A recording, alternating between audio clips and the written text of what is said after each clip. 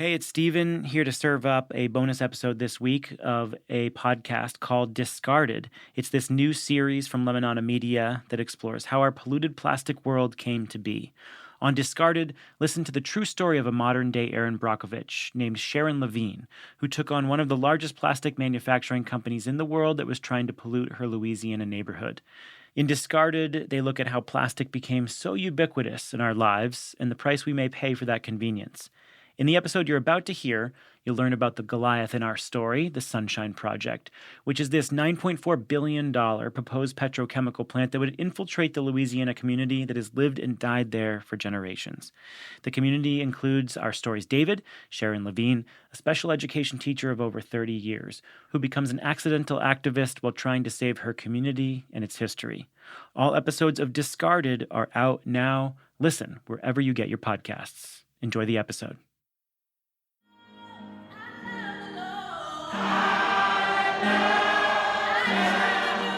It's a connection to God. He heard my cry.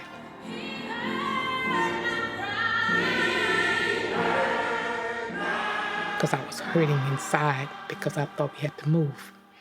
I don't want to move.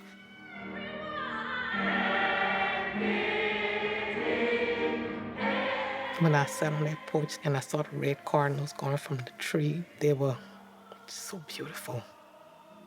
And my daughter said, when you see a red cardinal, that means change. And I said, dear Lord, I wonder what the change is going to be. Meet Sharon Lavigne, a lifelong resident of St. James Parish in Louisiana. About an hour's drive from New Orleans, St. James is nestled into the curves of the Mississippi River. This parish, which is a Christian word most other states in the U.S. call a county, is home to just under 20,000 people. Driving along I-10 between New Orleans and Baton Rouge, you could easily miss St. James. It's camouflaged by marshland. It's green, it's humid, and there's all that water in the Mississippi River bending back and forth as far as the eye can see. It was here, Sharon said, God spoke to her. And I asked him, if you want me to sell my home? And he said no. And I asked him if he wanted me to sell my land. He said no. And that's when he told me to fight. That was the most powerful day of my life. And ever since that, I've been doing this work. Ever since that, he changed something inside of me. I don't know what it is, but he changed something. It's in my inner being.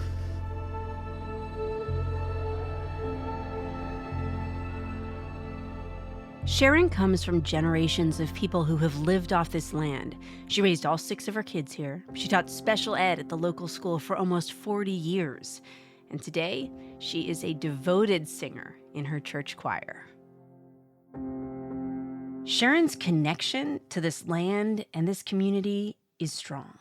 My grandparents lived on this land. They did. They raised turkeys with the big feathers. When I was a little girl, and turkeys were so big and beautiful feathers. Turkey for Thanksgiving. My grandfather used to fish in the river right over there across this levee. My grandfather would fish and shrimp. We picked pecans during pecan season.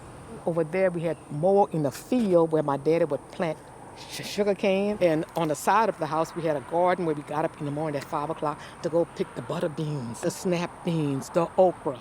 It all sounds so good. But when you get off the interstate and meander through the parishes between these cities, you start to see, hear, and even smell a different story. I used to pick the plums all the time. They used to be sweet. They're not sweet anymore. Oh, look at Entergy. So far we've seen Dow, OxyChem, Entergy. This 85-mile stretch between New Orleans and Baton Rouge is known as the Industrial Corridor. There are some 150 plants and refineries up and down this part of the Mississippi that process oil and produce the chemicals that make up plastic. And as you're driving through these rural communities... Okay, is that a normal occurrence, that you're just driving along this highway and this huge plume of white smoke? It doesn't look like a fire. It doesn't look good. I was just about to roll down the window to see what it smelled like, but that's probably not a good idea. Driving along Highway 18 to Sharon's house, You feel dwarfed by these massive pipes that stretch over the roadway like a bridge. They come down on the other side, practically splitting property lines. I have never seen industry so close to people's homes. When we left that night and got back on I-10, those smokestacks, they kept going. The glaring high beams from the plants, we watched them fade into these distant, twinkling lights, mimicking a city skyline. In 2018, Taiwanese-based Formosa Plastics Corporation put in a big bid, $9.4 billion for 2,400 acres in St. James Parish. What for, might you ask? The Sunshine Project. $9.4 billion to be invested by Formosa Petrochemical Corporation. We don't talk numbers like this very often in Louisiana, and the fact that it's going to happen here along the river in St. James Parish. It will result in unheard of opportunities for our citizens and our businesses. The Sunshine Project sounds innocuous, doesn't it? Well, according to a Guardian article, this Sunshine Project would roughly double toxic emissions in its local area, and according to environmentalists, release up to 13 metric tons of greenhouse gases a year. It would be one of Louisiana's largest plastic factories, plopped down essentially in Sharon's backyard. Yeah, sure, it would change the character of the neighborhood, but according to environmental activists, it would do a lot more than that. We are being slowly poisoned to death by the chemical companies that operate up and down the river. In the late 1980s, this area was dubbed Cancer Alley by local environmental activists. Some began calling it Death Alley. They claim if you live close to a petrochemical facility in this area, you might get cancer at a rate that dwarfs the national average. So why would anyone choose to live here in Cancer Alley? I belong here.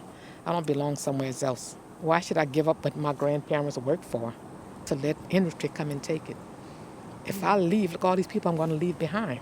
I wouldn't want to leave my neighbors here to die. So if I have to fight for me and my neighbors, I will.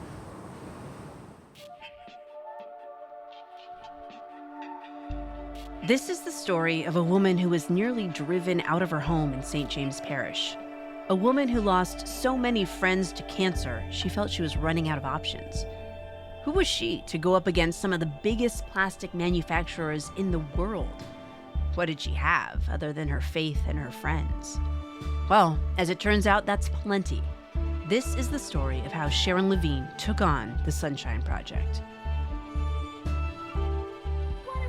Justice! When do we want it? Now! We are going to win.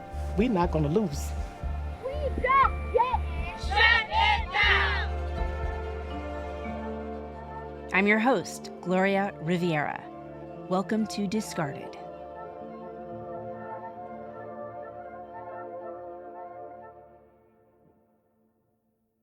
I never would have described myself as someone with any connection to an 85-mile strip of land in Louisiana. And I bet the same might be true of you. I mean, I went to New Orleans for Jazz Fest once in 2003. It was awesome. Shout out to the Neville Brothers and the Gospel Tent. But that was it. That being said, a connection would come. It happened on Sunday, April 14th, 2019, to be exact. I was a pretty healthy 45-year-old woman. Someone would soon tell me I had the resting heartbeat of Michael Phelps. I haven't fact-checked that, but it sounds pretty good. Anyway, that Sunday, I went to a hot yoga class. And the last thing I remember thinking is, I need to sit down.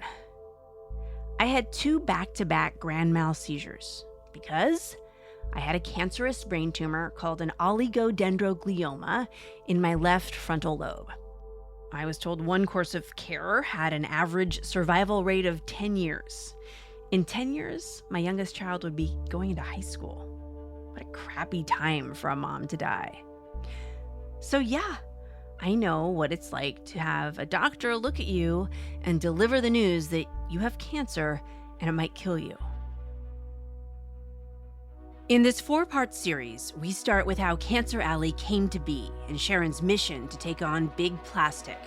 We examine how we fostered an environment in the United States that often puts profits over people. We will zoom out of Louisiana and learn how plastic first entered the home and where things took a turn for the worse.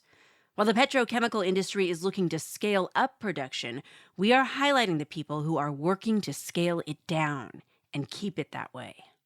Plastic is the nightmare gift that never stops giving. Your garbage is coming here, and our community is having to breathe it in. The politicians are selling us out to industry. The industry is in denial about its responsibility to the environment and to us. Our planet is at its breaking point. We can't put your profit over you destroying the planet. Try to go through your day without plastic. I can't. Plastic is everywhere. To fully understand its impact, we went to Ground Zero in Louisiana, where plastic and so many other large-scale industrial products come into this world. Do you remember what it was like before the first Or plant? the first plant? Oh, I heard Mom and them talking, and they were saying it's a nice thing, and they were glad. So I was glad because they were glad. Right. Sharon was a teenager when she learned the first plant was coming to her community. She says her mom and friends thought that new industry meant prosperity for the town. They was told it was safe, and they was told it's going to bring jobs. Right.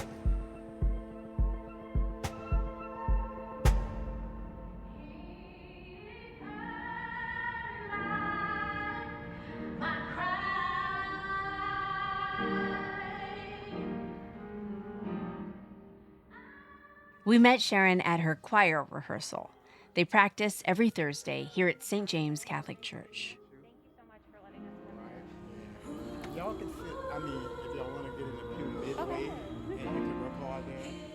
While everyone, including me, is tired from the workday, it does feel like a peaceful release just to find my place on a wooden pew and let that music fill the room with serenity.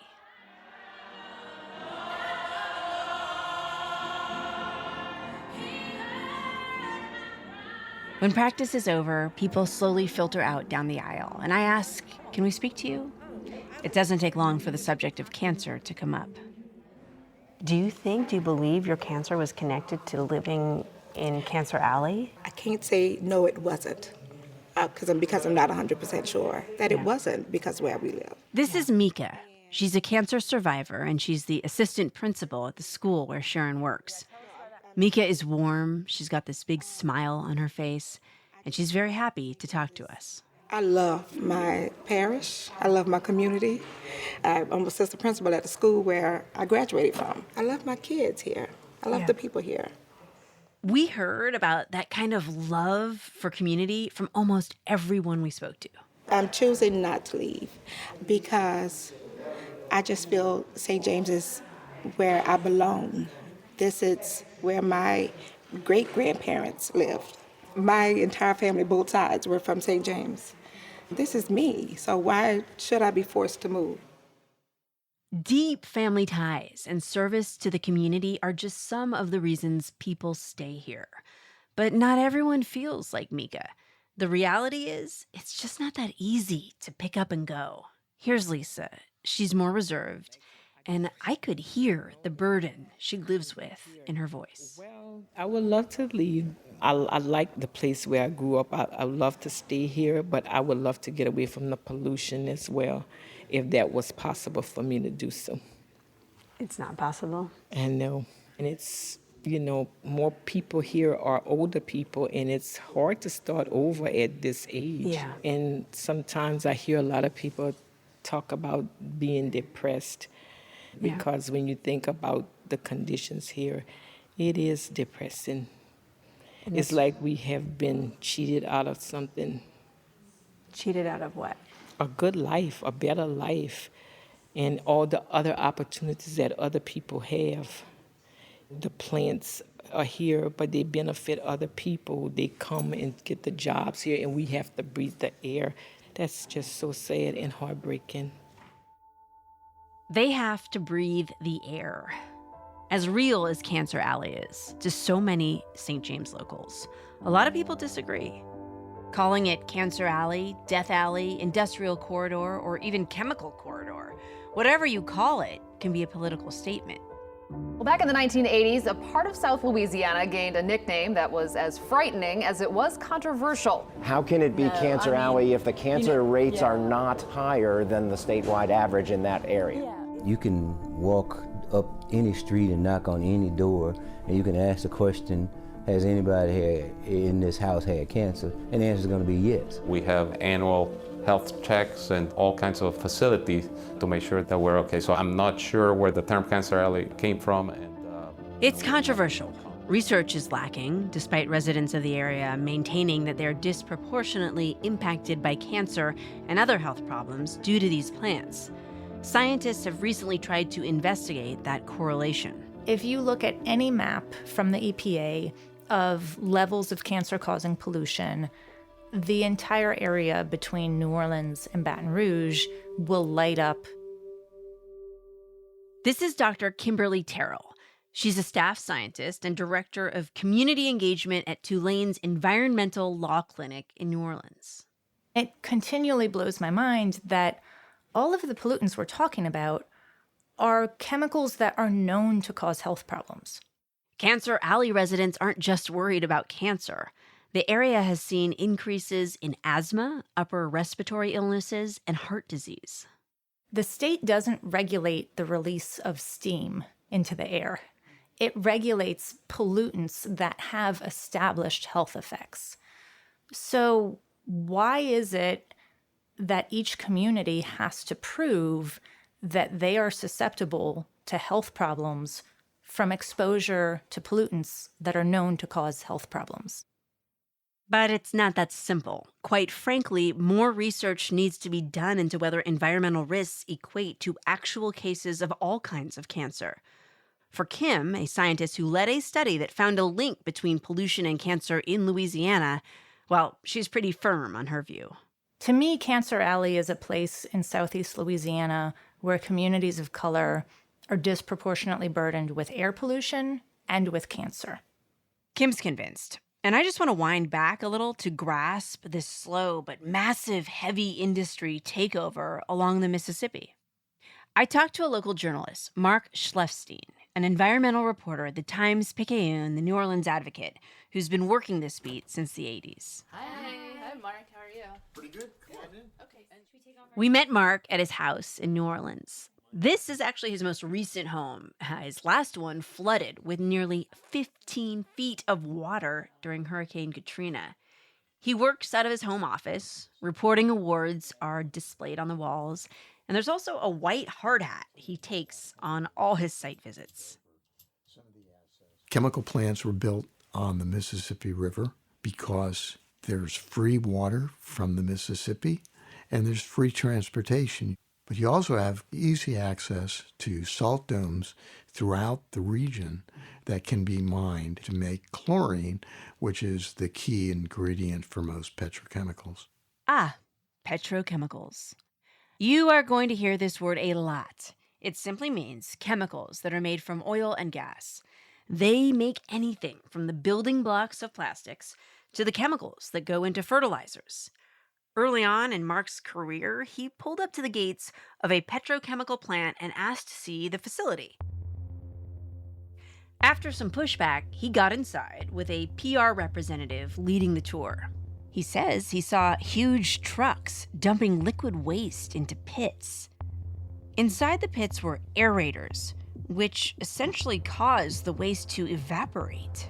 We were walking around in street clothes, and the guys who were at the trucks were in white suits with helmets and masks, and we were not feeling well, to say the least.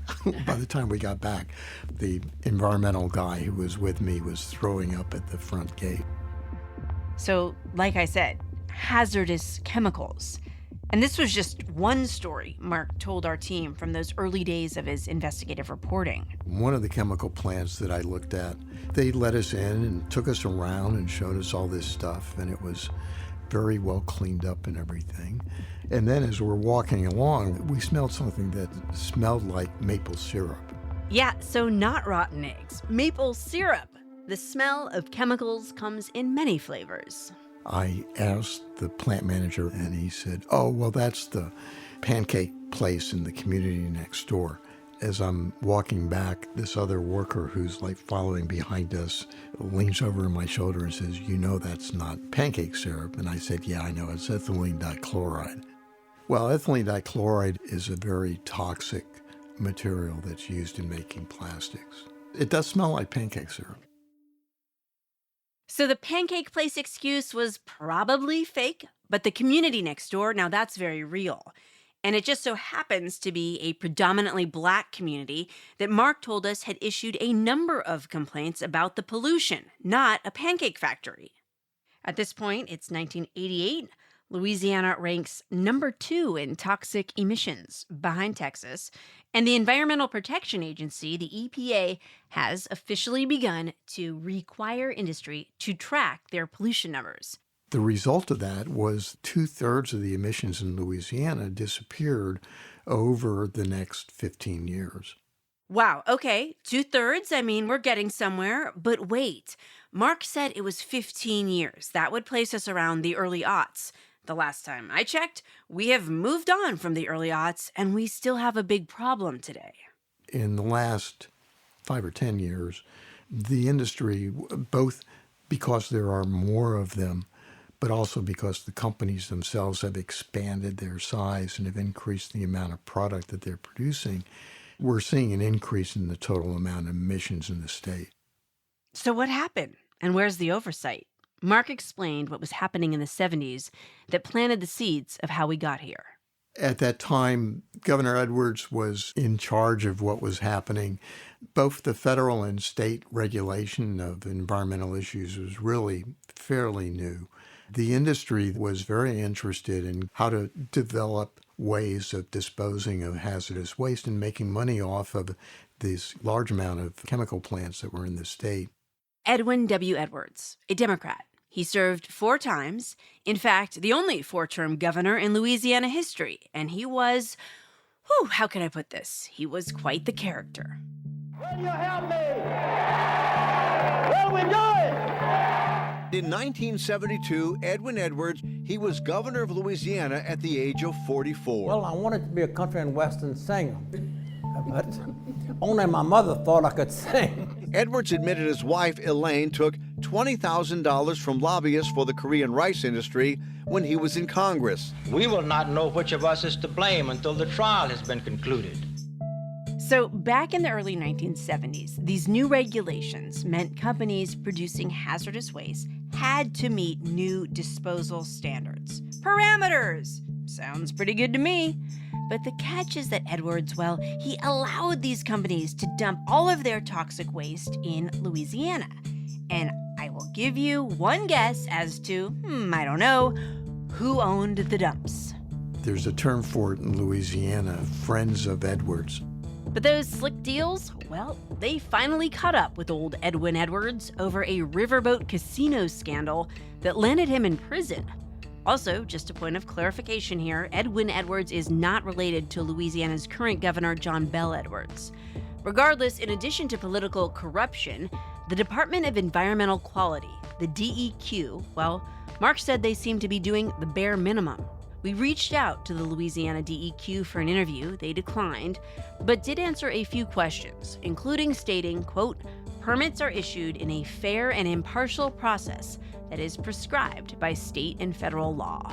If you talk to the Louisiana Department of Environmental Quality, what they will say is that they are following the federal laws that they're required to enforce and the state laws that determine how they are to regulate the industry. The result of that is that it's rare that companies do not get the permits that they need. In fact, Mark contributed to a big investigative series for ProPublica a few years ago. The title of the first piece was, I've investigated industrial pollution for 35 years. We're going backwards. I think the fact that we are allowing increases in emissions, and we have seen dramatic improvements in ways to reduce emissions. For some reason, that dramatic improvement is not occurring here. That here is Louisiana. That here is Cancer Alley. That here is St. James Parish. where we come back to after the break.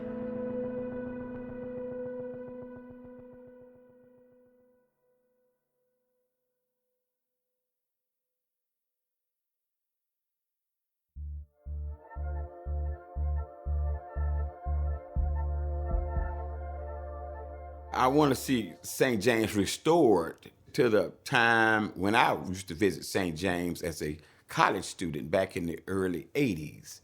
And St. James had a high school, football games was king, and now all of that's moving away, dying out. Before you know it, it'll be a ghost town. Meet Michael McClanahan, Louisiana NAACP State Conference President. Michael is the kind of guy who brightens any room he enters. Michael is just always on the go, driving from his home in Baton Rouge to various activist campaigns and events across Louisiana. He remembers St. James the way it was when he visited the area as a college student back in the mid-'80s. We would go there maybe a Friday night. You know, there was always a club open. At the time, I might have been drinking a little bit and eating, having a good time. And Friday night football was on. You know, it was good. Okay, so Michael's a good storyteller, and his eyes just widened with excitement as he took us back to the heyday of St. James. After the game, St. James probably won, probably playing a rival. We would go out and we would dance and drink, and their parents would be cooking for me and all that. We'd be, oh man, it was a good time.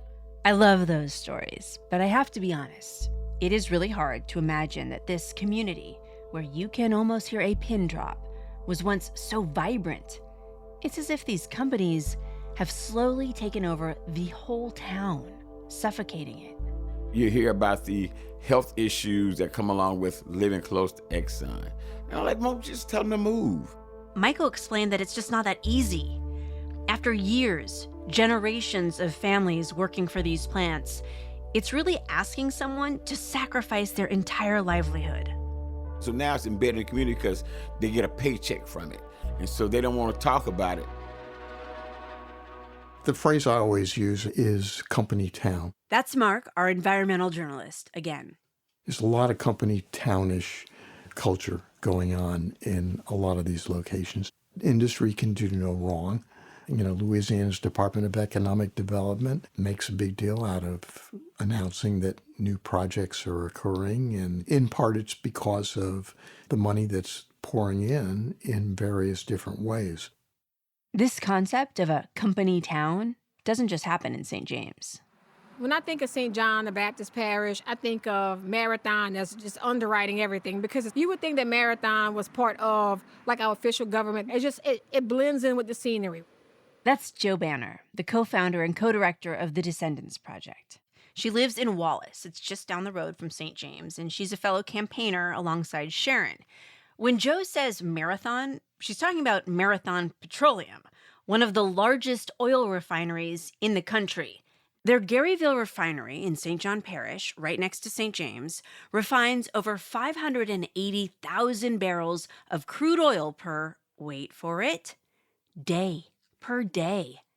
That oil can be turned into all kinds of things. The gas that goes in your car, the asphalt you drive on, even the plastic your car is made of. And it's this connection that is unnatural, but so natural at the same time for this area that you don't even see it. Like, you don't even realize when I go to a public meeting and here's Marathon giving backpacks. They're so ingrained in everything. Yeah, backpacks. In fact, we found this wrap from a 1989 Dow Chemical educational video called Chemistry, Journey to Your Future. Make it rhyme.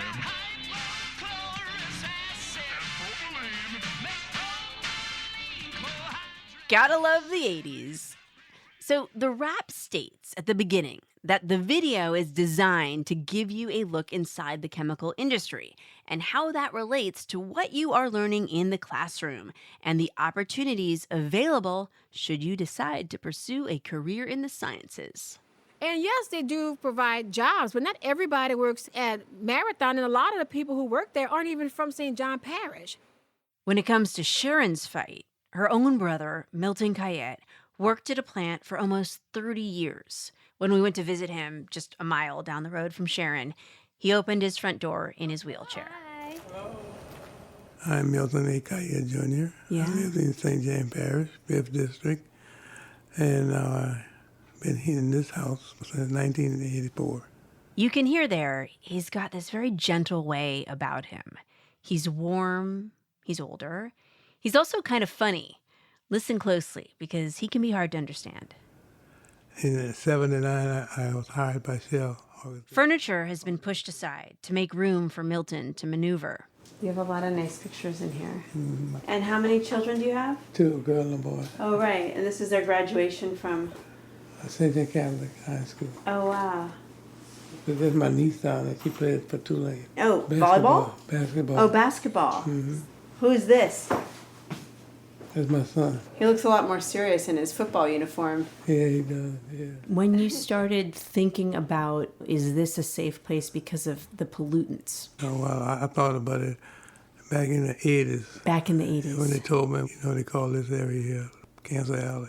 Was that the first time you heard the phrase Cancer Alley? The first time in the early 80s because of the chemical. When they told me that, I didn't think about it then because it was a good paying job. And the main thing I was concerned at that time was that I had a job. Yeah. I could support my family. Yeah, I hear you. Milton was so proud to put food on his table for his family, to get consistent raises. But he lost his wife in 2001 after her second battle with breast cancer. Today, prostate cancer is just one of his many health issues. After loyal, if anxious, service to a plant for decades, signs in support of his sister's fight now array his yard. Formosa, you're not welcome here. And we live on death row. No Formosa. Before Sharon took on Formosa, she definitely had doubts. We were wondering where we gonna go. And that's when he said he's going to convent. I said, that's not far enough. And then one day, Sharon got a call from her daughter while she was teaching in her classroom. Shamel called me and told me the governor just approved Formosa to come in. We made multiple attempts to contact the governor's office to hear his side, but our calls and emails went unanswered. I was in my classroom, and she said, watch it on TV. We trying to watch. I told my students, come put the TV on for me. And I saw for myself. They were in there celebrating with the people from Taiwan, and the governor was there too. They were all happy and rejoicing that a new plant was coming to St. James. This is the moment Sharon sat on her porch, saw those red cardinals, and knew Formosa had no home in St. James Parish. If we don't win this fight, we're gonna die. We'll be right back.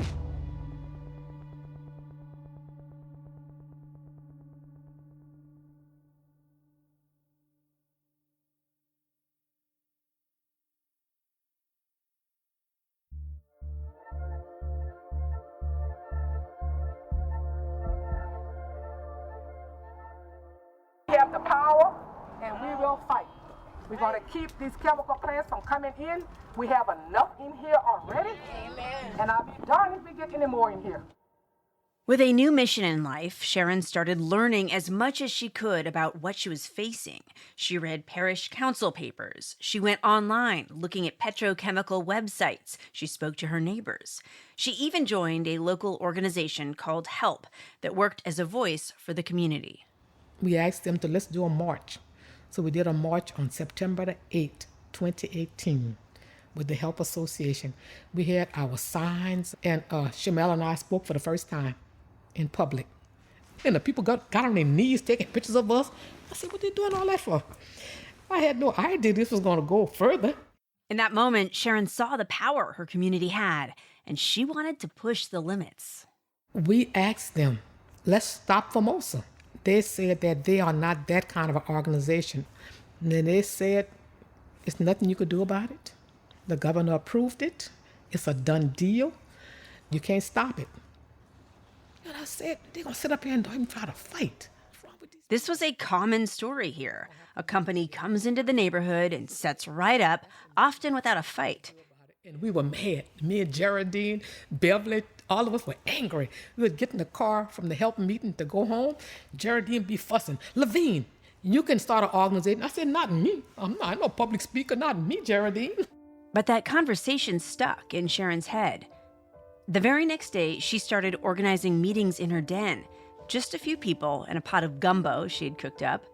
From those meetings, she formed her own organization, Rise St. James.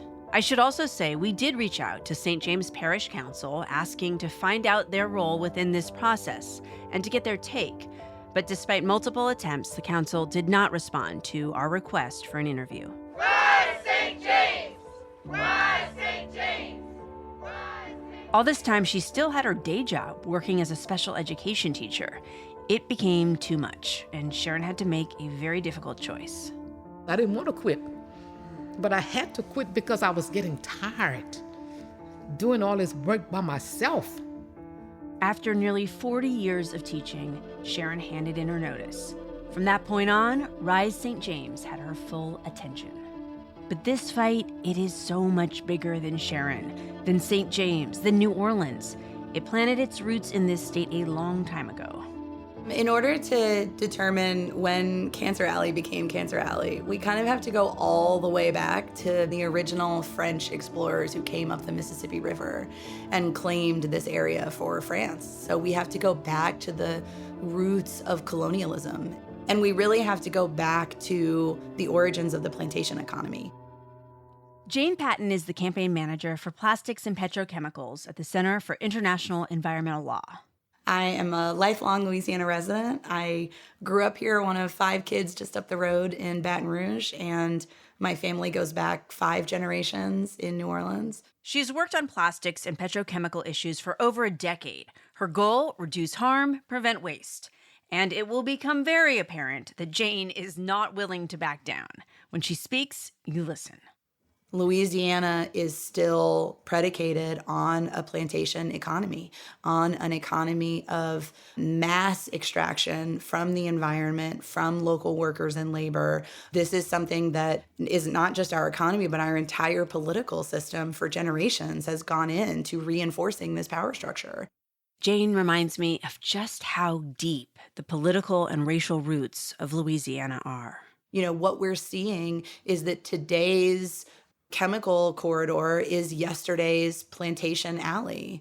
And we are seeing that the political systems that allowed horrendous exploitation and suffering are still the political systems of today. The same places suffering most today are the very places that endured slavery before the Civil War. The industrial system and the white supremacist, frankly, political system continued to encroach around them and continued to exploit and harm them in ways that are today protected by law. Okay, let's get into those laws.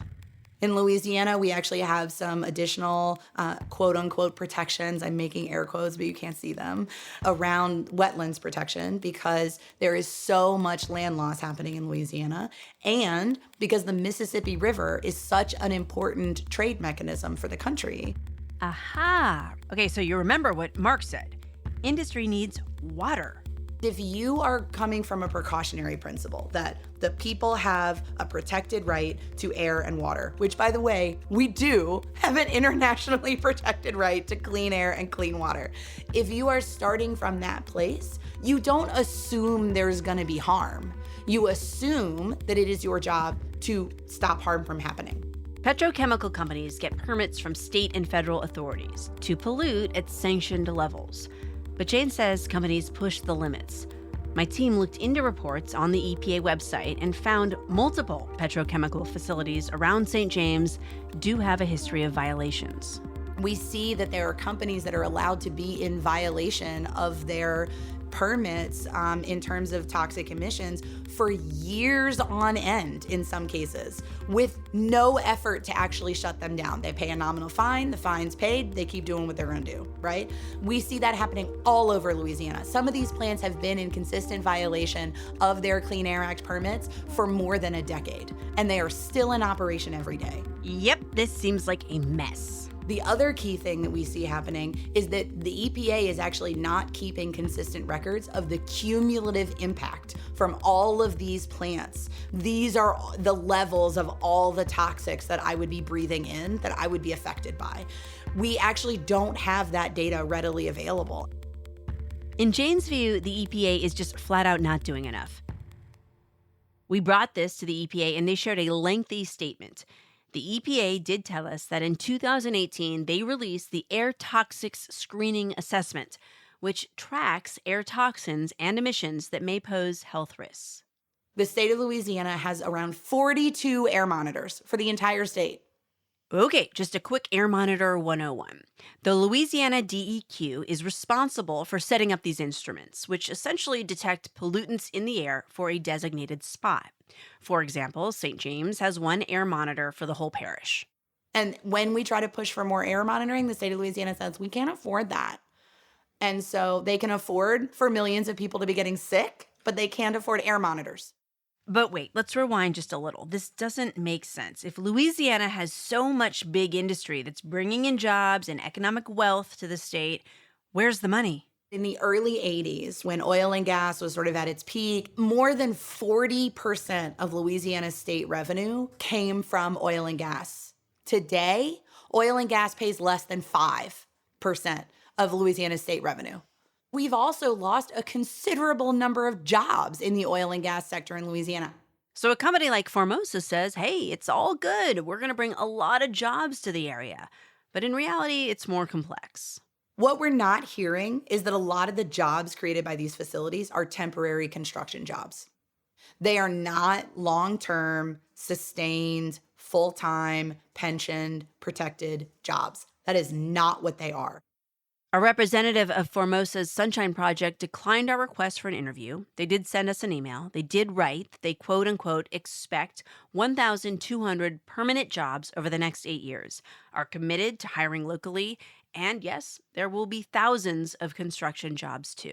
State and local politicians play a really key role in a lot of things around the fossil fuel infrastructure. For instance, they continue to be the primary bodies that give these companies what we call the social license to continue to build.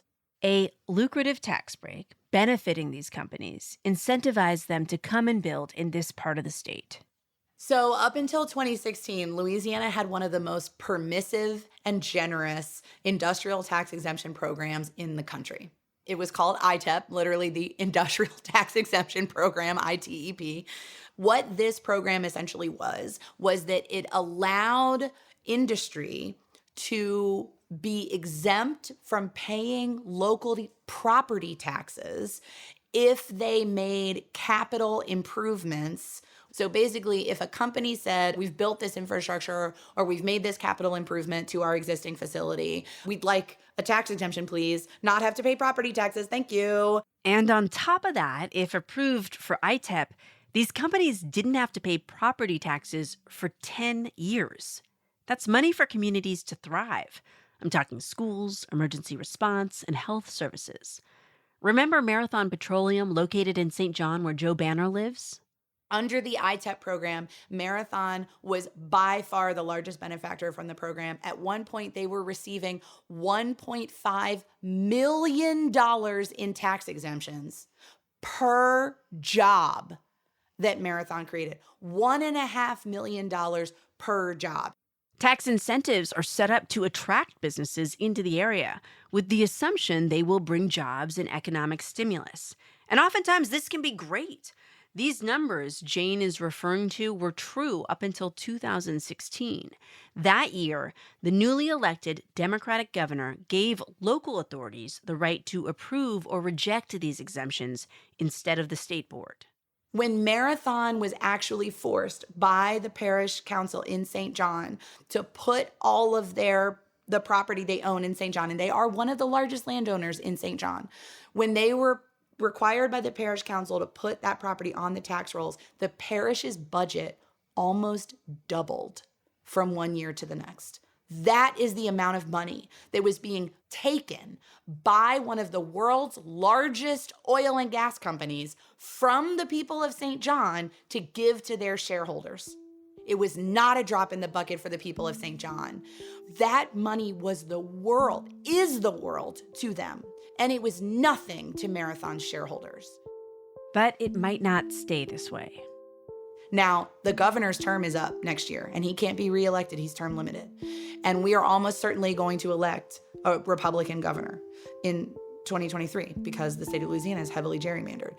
And so what we are facing right now is that unless this change is protected under state law, the people of St. John might lose half of their budget. So after all this doom and gloom, I asked Jane the same thing I've asked everyone else. Why stay here? I am fighting for all of us being able to hold the things sacred that we hold sacred, which include our ancestors, which include this land, which include the clean air and the clean water. And that is something that we have to have optimism toward, because what else do we have? We believe this place is magical and it's special, and it should be enjoyed by people who've been here for 5 generations and people who've been here for 5 minutes. And it should not be further pillaged and ravaged by these companies and by this broken, extractive, harmful political system. It just shouldn't.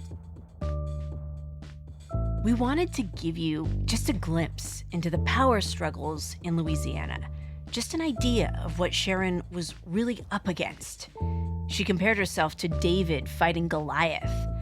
But the more she gave, buoyed by knowledge and the strength of her community, the stronger she got. You could argue by now, she's the Goliath. I didn't think we would rule on all counts. And that's the part that got to me. Everything?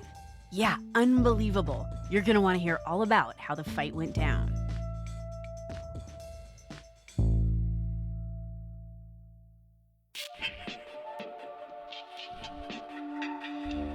Discarded is a Lemonada Media original presented by Only One.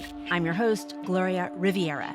Our producers are Ali Kiltz, Alexa Lim, and me. Tess Novotny is our associate producer. Crystal Genesis is our supervising producer. Jackie Danziger is our vice president of narrative content. Mix and sound design by Natasha Jacobs with additional mixing by Ivan Kurayev. Music is by Hannes Brown. Naomi Barr is our fact checker. Executive producers are Stephanie Whittles-Wax and Jessica Cordova-Kramer. To learn more and take action, go to only.one/discarded. Follow me on Twitter at griviera.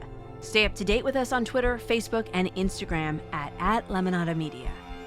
There's more Discarded with Lemonada Premium. Subscribers get exclusive access to bonus content like my conversation with Jane Patton over delicious Café du Monde beignets in New Orleans. Subscribe now in Apple Podcasts. Join My Lemonada today for free and chat with your favorite hosts, other listeners, and our staff. You'll also get exclusive audio and video content and invites to live and virtual events before anyone else. Go to bit.ly/mylemonada to join a community who wants to make life suck less together. Go to lemonadamedia.com for a list of current sponsors and discount codes for this and all other Lemonada series.